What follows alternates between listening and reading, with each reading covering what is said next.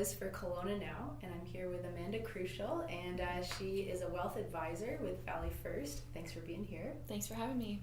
So we are talking about wealth management today, mainly because there's been lots of talk around wealth being passed down to the baby boomer generation, and it's said to be the greatest wealth exchange, I guess, or transfer in Canadian history. And yet studies are showing, research is saying that the parents are pretty worried about this transfer. They don't believe that the kids are ready. And so we just want to talk a little bit today about what families can do to be more ready if that event takes place, as well as with spouses, whether it's a death, divorce, or separation, just to make sure families are ready and having those conversations. So you've been in the room when those conversations are taking place. What are some of the awkward moments that happen? Sometimes there's a spouse that has a little bit more knowledge or more confidence in the topic than the other, and they tend to perhaps run with the conversation, whereas the other spouse is happy to sit back and agree with what's being said, despite perhaps maybe having a separate opinion or feeling a little bit differently. There always seems to be one person in a marriage or in a partnership who is a little bit more receptive to these types of conversations. Right. And so it's trying to get to the other person and make sure that they're as involved as they want to be. Right, and so how do you do that? How does that happen? Sometimes it's a bit difficult to break the ice a little bit. Yeah. Really, for me, I just find asking lots of questions to get to know each individual first really helps kind of calm nerves, settle everything a little bit. And generally, whether it's meant to or not, that feeling prevails throughout conversation. And I can pick up on, which party feels most comfortable. Yeah, I mean, it's pretty common. I mean, 74%, I guess, of the money managers are male, but you have said that you've seen from both. You've seen a balance there. It's just usually one person knows more than the other.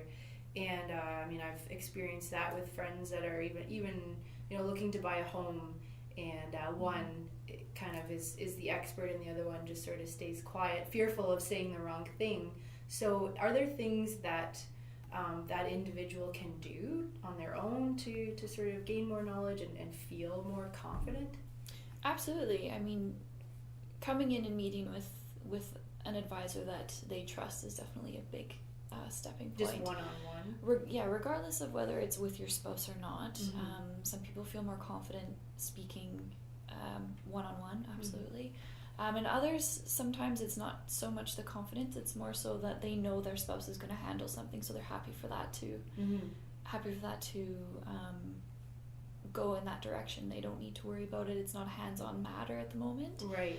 So it's trying to make sure that it is important. It is a topic of concern that everyone should have just a general input.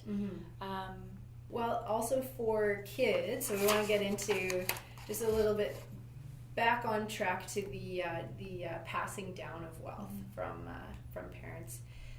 So what kind of things would you say would help in those situations? I mean, it's not really something that comes up at a family dinner. Hey, so when are you handing your millions over to me, and why haven't I heard anything about it yet? So how do you kind of have those conversations? Yeah, they're definitely a difficult conversation to have.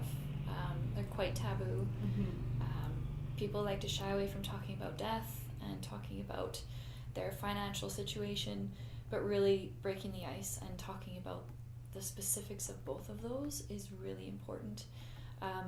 More so to ensure that your legacy is passed on in the way that you wish, and also to help ease the pain of any surviving family members.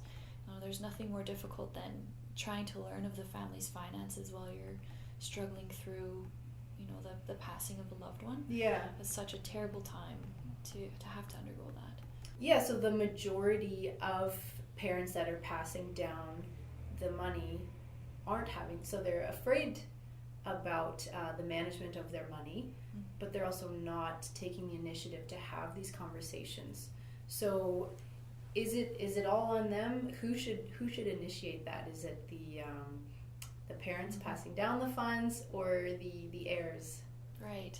Ideally, it would be nice if the parents were comfortable in having the conversation, because ultimately it is their legacy they want to pass on, and I'm sure every parent would have high hopes that any inheritance or any kind of bequest is managed properly. But if you are approached by your parents being asked as an executor to handle their estate, by all means feel free to probe and ask more questions to make sure that you understand your role. And so what are some of the risks if these conversations don't happen? I think one of the biggest risks is, number one, the poor surviving family members are trying to sort everything out in such a time of grief. Emotions run high, and it's really hard to make decisions when stress levels are so strong. Not only that, but there can be tax implications to the estate or to the individual. And there could be risks of not knowing the full financial picture. Maybe there's an account squirreled away somewhere at an unknown institution that was never spoken of. Like a hidden fund, or? Sure, it could be. Some people like to call them their fun money accounts. Yeah. And makes it difficult to administer an estate from an executor standpoint, or even from a matter of trying to ensure everyone gets an equal share, and making sure their parents' wishes are really truly carried out. Okay, so I'm really seeing the theme here of communicate. Absolutely. Even in the tough stuff. Yeah. So just to wrap it up, I guess, just sort of final tips. What can people do? I mean, if they're watching this and today they go, oh shoot, like I haven't really had these conversations. What are some things or areas they can start? I would speak to your children, speak to your spouse, make sure that there's been a transparent conversation. If you're concerned about maybe the financial literacy of your heirs, bring them in, introduce them to your advisor.